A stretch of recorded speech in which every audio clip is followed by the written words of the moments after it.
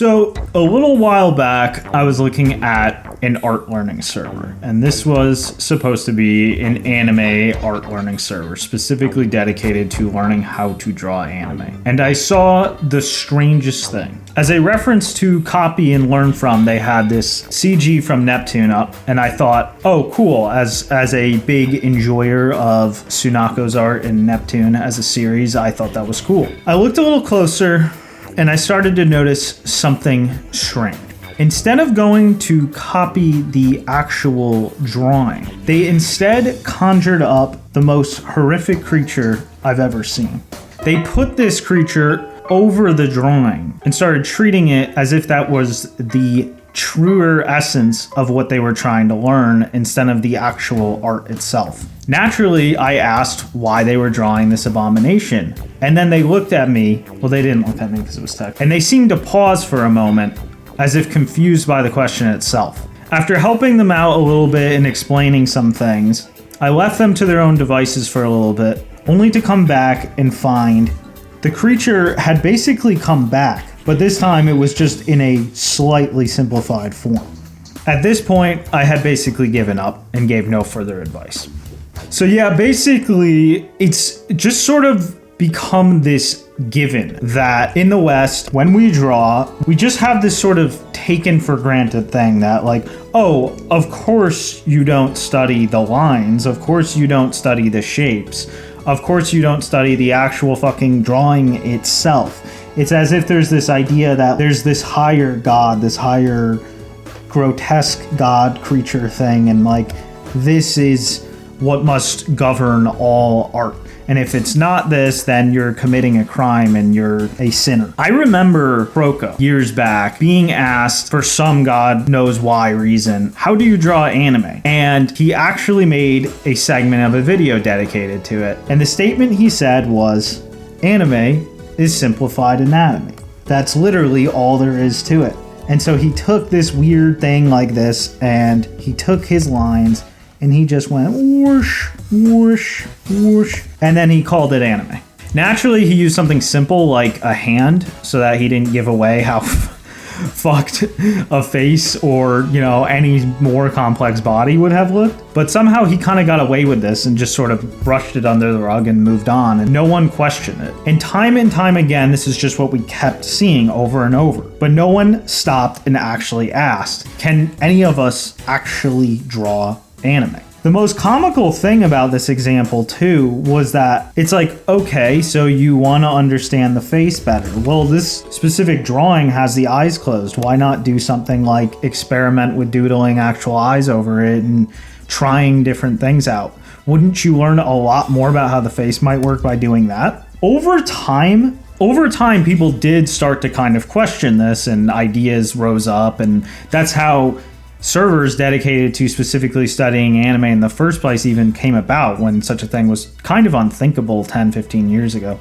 However, the rise of gaijin anime art imitators has kind of given a bit of a new lease on a lot of these misconceptions. A lot of them draw in this sort of close enough way that we weren't really used to a long time ago, especially a while back. We used to really make kind of fun of the American anime approach, like, oh, it's so obviously not anime. But in a lot of countries that aren't Japan now, especially Korea, there's these styles that cut the corners just enough to still be palatable. And with it has become a revival of a lot of these old dumb ideas that used to be seen only in their much more comical form, like with Proco. So I'm gonna give you the TLDR of the red pill right here and now. You're gonna shit bricks when you see it. The anatomy is already there. And one of the best ways I can showcase this for you is if you take something like, okay, so here's some anime sete. A lot of the time with gaijin artists, it won't be rare to see them go over entire chunks and just be like, swoop, swoop, swoop. They have this incredibly simplified concept of what goes into an actual shape system and line work. And sometimes even people who, again, are extremely skilled will apply this in areas that you would just never see in proper Japanese anime, which can further a vicious cycle of now people going, well, this guy's extremely skilled. That must be a valid way of doing it, right? Do not swoop. Do not hypersimplify anything. Anime is the product of extreme complexity and subtlety and esoteric knowledge in the lines, in the subtle directional changes, in the rhythm. Anime is not simplification. It's not exaggeration. These are Western tuning things. So we end up with this like funny composition of people from the outside acting like they're gonna take this whole country of idiots and show them how it's finally done. And honestly, on many levels, it's kind of an intelligence problem, because it's like, okay, would their art have become the most popular, the most valued in the world if it was blatantly missing something, if it was blatantly doing something wrong, if it was blatantly unoptimized, if you could have just made it better by just putting anatomy in the whole time? It reminds me a lot of that scene in Zoolander where they're like, they want to get the files out of the computer and they have no idea how a computer works, so they just destroy the computer. That's exactly what's happening when you think you're adding anatomy, when you think you're adding perspective, when you think you're adding form to anime. You're just destroying the computer. A lot of it comes from this kind of illusion of overachieving, especially even on the level that everyone can tell that anime done properly is where it looks its best, feels its best, is the most desirable. But there's this kind of Faustian temptation of, well, even if I'm doing something in a worse way, even if I'm doing something in an inferior way, if it gives the impression of complexity, or if it gives the impression of overachieving, then that'll get me ahead. And honestly, if you're finding that you have any lack of understanding of this principle, you really should stop and ask yourself what kind of thoughts are going through your head? What kind of motivations are going through your head when you try to draw? Are you pursuing art for art's sake? If you want to draw anime, is that because you love anime? Is that because you love seeing art pushed to its limit? Or does it go back to other things? Are you thinking about how people perceive your art? Are you thinking about what your art represents on a human level? Are you trying to draw because you're trying to reference real women? Is it because you want to make sure that you don't become too unsafe, that your queens are respected? Naoki Saito once stressed that you have to see anime characters as objects of worship. You have to see them as a higher thing. You can't let a sense of responsibility or some kind of tacky attachment to real people get in your way. If that idea bothers you, you need to really sit down and ask why. So the difficult part, of course, about accepting that you have to embrace the complexity is that, well, it's complex. I mean, now you have so much to learn. Now you have to study every single choice. You have to study every single line. You have to study every single little nuance of every style. Take every shape, ask why. You have to look at everything. And that can be daunting.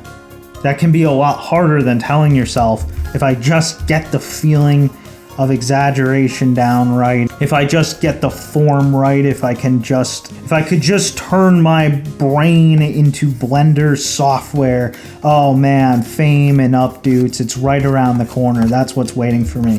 I'm gonna get so much pussy for this. You're giving all that up. You're doing something inherently humble, and you're accepting that it's gonna be a while before you take all the information in.